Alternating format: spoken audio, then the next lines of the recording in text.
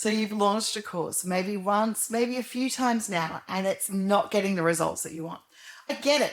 It's all part of the course creation journey. Even for those of us who have created and established courses numbers of times, sometimes we need to relaunch. So today I'm going to share with you some tips and some things that we need to look at as course creators before we launch our course again, before we do that relaunch, because it is part of our journey. And that's the first thing that we need to understand.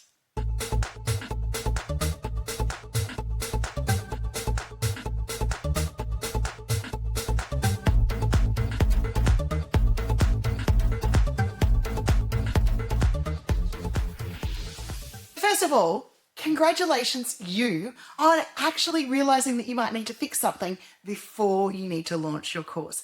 That is absolutely a major step. Lots of people rinse and repeat and they go, yep, it's worked, or it hasn't worked, but I'm just going to try it again. And I keep trying it, keep trying it, keep trying it. Oh, the market doesn't want it. The people don't want it. It's someone else's fault. By you looking at your course right now and saying, I need to tweak it a little bit, what can I change to make it better?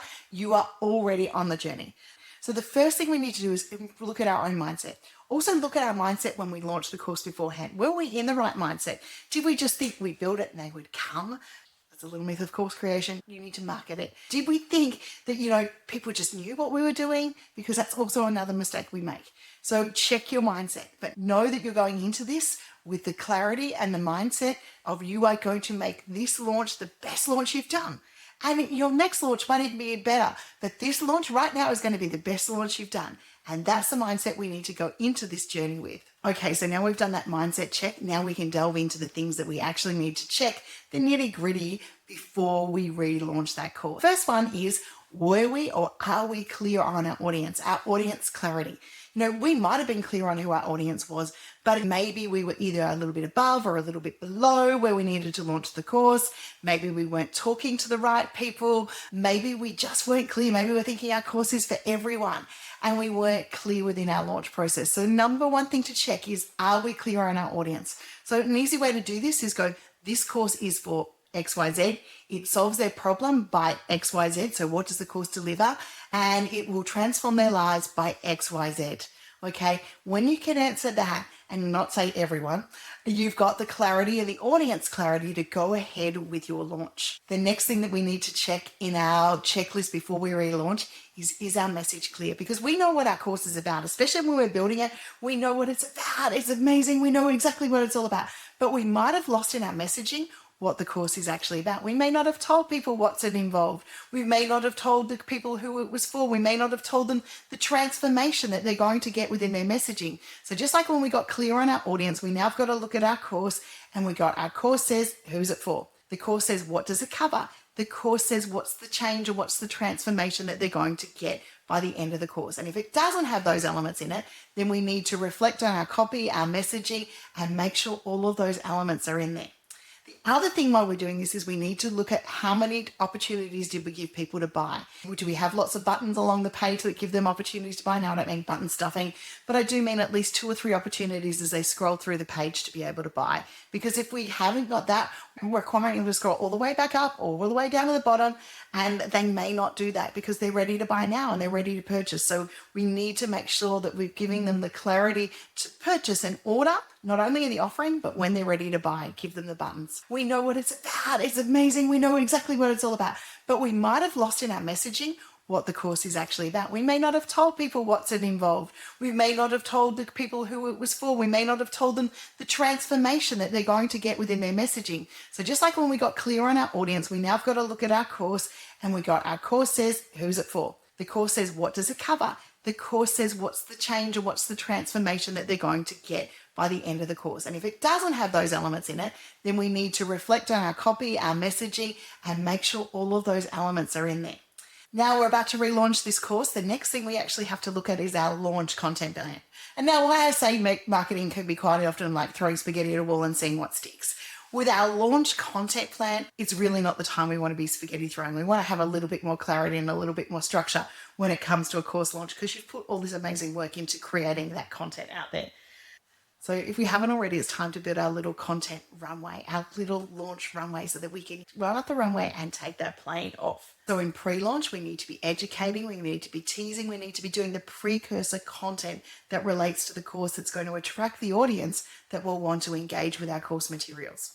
In our launch phase, we want to be focusing on the benefits and what people are going to get from the course and the transformation.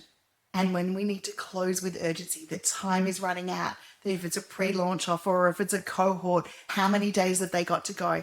There is nothing better than a countdown timer on the page, A, to motivate us as course creators, B, to motivate people to buy, and include special offers. When I'm doing live cohorts and I'm doing live events, I will have a limited round of early bird tickets that people can engage with.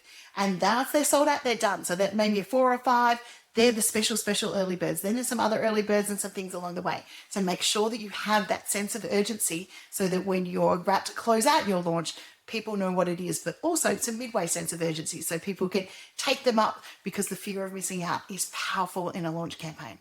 Now, while we're in the education and the pre-education stage of our campaign, we want to make sure that we've got a lead magnet so that we are warming up our audience and we're engaging with them, so that we've got the precursor interest and now they're ready to purchase. So if you launched your course last time without a lead magnet, this could be why it didn't stick. It didn't have that lead magnet, that seed of interest right through to purchase opportunity. So if you haven't got a lead magnet, now's the time to create one. Create a checklist, a downloadable, even and possibly a free teaser or a preview. And I have students that work successfully, especially with larger, high investment courses, where they run information sessions. And that's part of their lead magnet strategy to get their course out there. So if you haven't included a lead magnet in your marketing mix in the past, now might be the time to do it for the course. And if they're not leads that convert for the course, they are leads that now are on your newsletter that you can continue to market to, and you will find the right offering eventually, hopefully, for these people.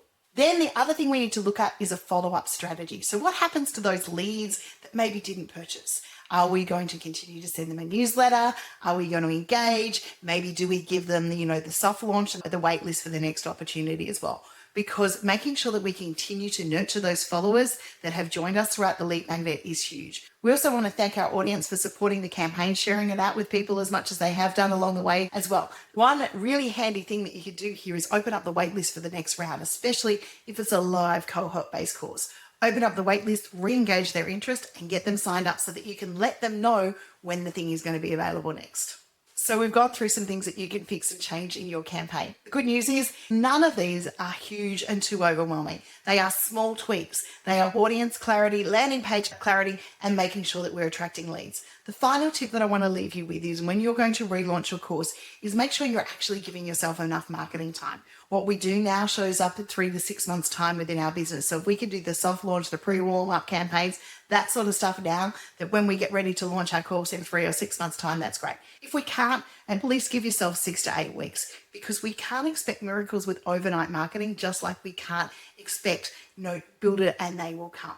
You are on this journey. As a course creator, your most powerful asset is education. It's what I'm doing now. It's sharing knowledge and expertise with your audience and allowing them to engage and follow with you. It's about consistently doing this on a regular basis, engaging with your people and sharing your knowledge. They then follow you and they want to buy what you have next, which is your course.